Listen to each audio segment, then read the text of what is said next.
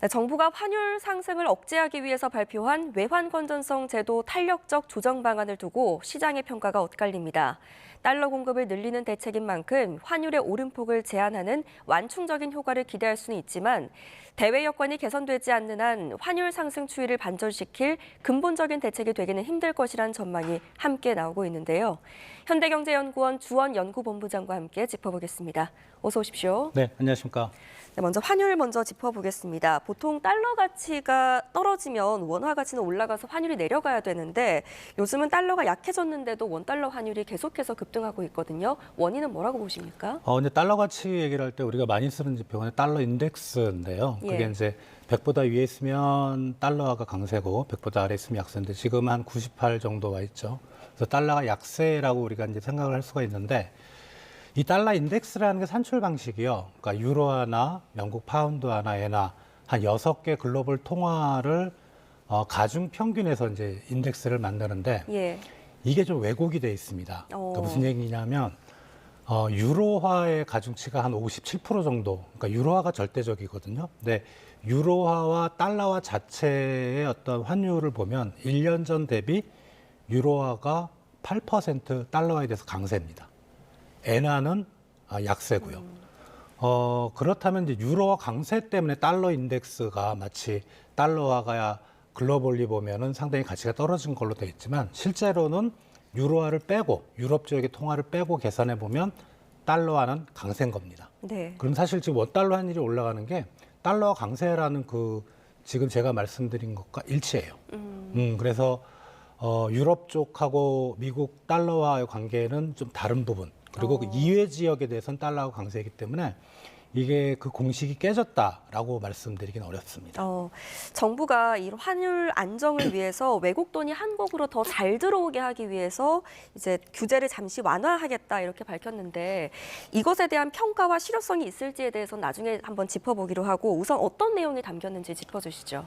일단은 이제 국내 어떤 주로 이제 금융기관에 대한 예. 그런 규제 완화가 있고요. 그게 뭐냐면 이제 외환 유동성 스트레스 테스트라고 뭐 금융당국이 항상 우리 은행들에 대해서 외화를 충분히 가지고 있어야 된다. 네. 이게 사실은 멀리 보면 이제 외환위기 때 우리가 트라우마가 있거든요.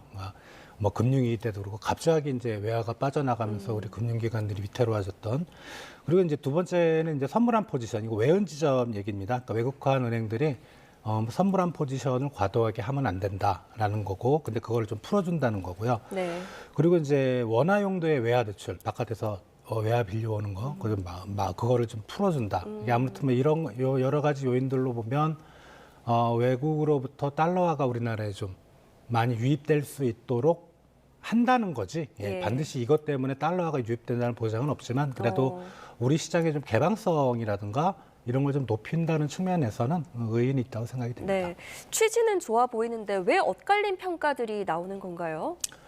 말씀드렸던 거는 이건 제도의 개선이거든요. 예. 정말 저 제도가 외화 밖으로부터 외화가 한국에 들어오는 거를 막는 아킬레스건이었는지 제도 때문에 못 들어온 건 아니고요. 지금 사실은 보면 여러 가지 요인들이 중첩이 돼 있잖아요. 뭐 특히 이제 우리 기업들이 미국에 대한 투자도 좀 많이 해야 되고 그리고 최근에 어떤 외환 시장의 수급을 보면 외환 보유고는 계속 늘어왔습니다. 예. 네.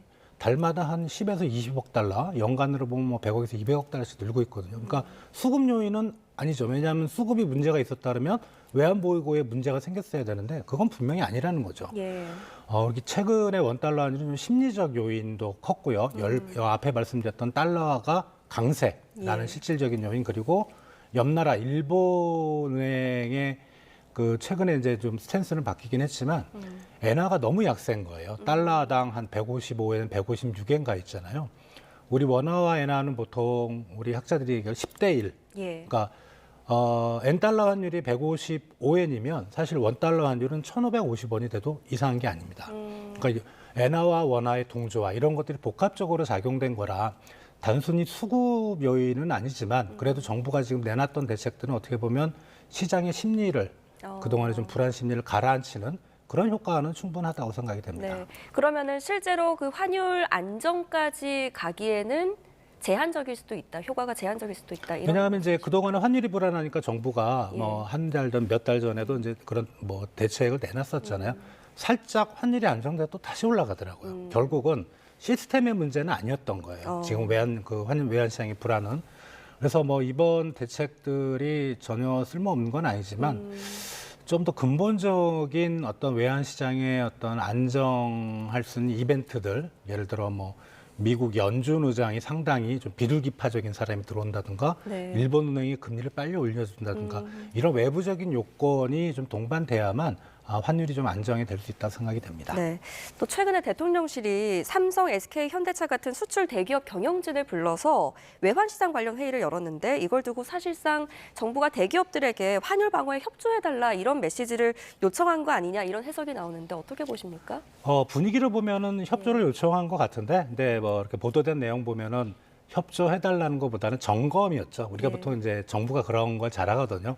문제가 있을 때는 이제 관련된 경제 주체를 불러놓고 뭐 예를 들어 뭐 환해지는 제대로 하고 있니, 뭐 선물한 포지션은 어떻게 되고, 뭐 외화는 어떻게, 외화 국내 원화 간의 어떤 조달 비용이라든가 이런 거는 어떻게 잡고 있니라는 걸 한번 점검하는 차원이지, 아마 그 회의에서 대놓고 밖에 외화 싸다 놓지 말고 한국으로 들여와라 이렇게는 얘기는 안 했을 것 같아요. 네. 왜냐하면 이 언급되는 기업들을 보면 사실 미국에 대한 투자가 엄청나게 지금 대규모로 가야 되고, 그러면 여기 왔다 갔다 거리면 수수료, 환전 수수료도 크잖아요. 그렇죠. 금액이 크니까. 그래서 예.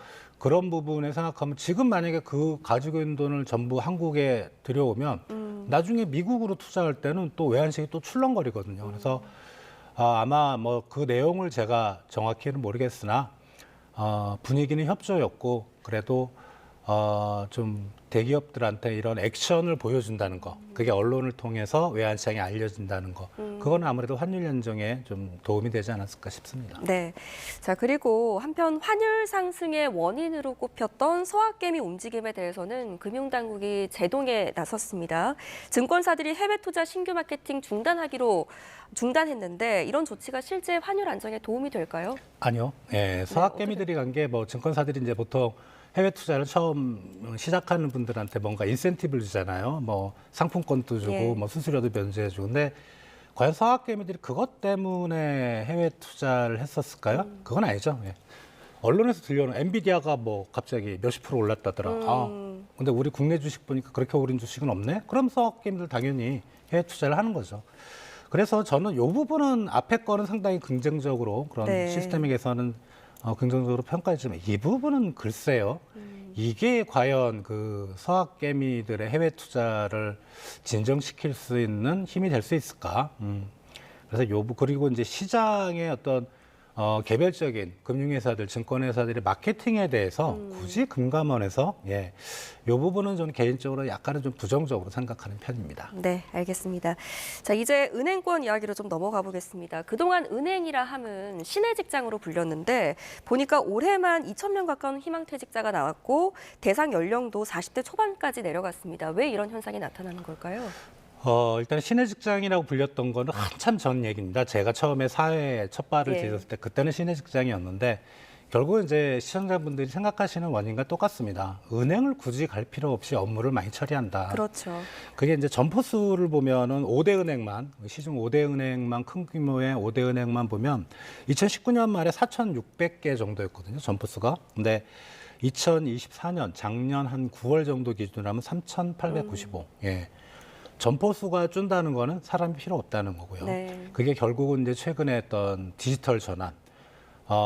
은행이 처음에 이제 IT가 도입되면서 뭐 CT라든가 ATM이라든가 이런 간단한 입출금 정도는 이게 사람이 없어도 되겠다. 다만 이제 한 1, 20년 전 얘기입니다만, 그때도 이제 사람이 좀 많이 줄었지만 그래도 뭐 대출을 해줄 때는 서류를 꼼꼼히 봐야 되고 그 사람이 어떤 사람인지 평가를 해야 되기 때문에 사람이 필요하지 않겠냐라고 했는데, 예. 최근에는 이제 대출마저도 비대면 대출이 활성화가 됐잖아요. 그러니까 점점 이제 은행에 사람은 필요 없는 거고요. 올해 한 2,000명 정도 말씀하셨는데 최근 5년, 한 5, 6년 정도 하면은 한 12,000에서 14,000명 정도 돼요. 그러니까 매년 거의 사실 올해 이슈가 아니고 매년 한 2,000명씩은 꾸준히 그러네요. 나갔다는 얘기죠. 네. 그게 뭐 은행의 입장에서는 어쩔 수 없는 상황이고 사람을 쓰는 것보다 전산화를 통해서 디지털 전환을 해서 영업을 하는 게 훨씬 더 이익이니까. 근데 은행에서 나가시는 분들이 사실 좀 그 뭐죠 희망퇴직할 때 네. 좀 많이 돈을 많이 주잖아요. 그래서 꼭 손해라고 볼 수는 없고 뭐 아무튼 그렇게 많은 금액을 주면은 다른 이제 뭐 중소중견에 다니시는 분들은 우리도 그 정도 주면은 바로 나갈 텐데 뭐 이런 생각들을 하실 수도 있을 것 같습니다. 네, 알겠습니다. 다음 이슈로 넘어가서요. 현대차 그룹을 끝으로 이제 5대 그룹의 정기 임원 인사가 모두 마무리가 됐습니다.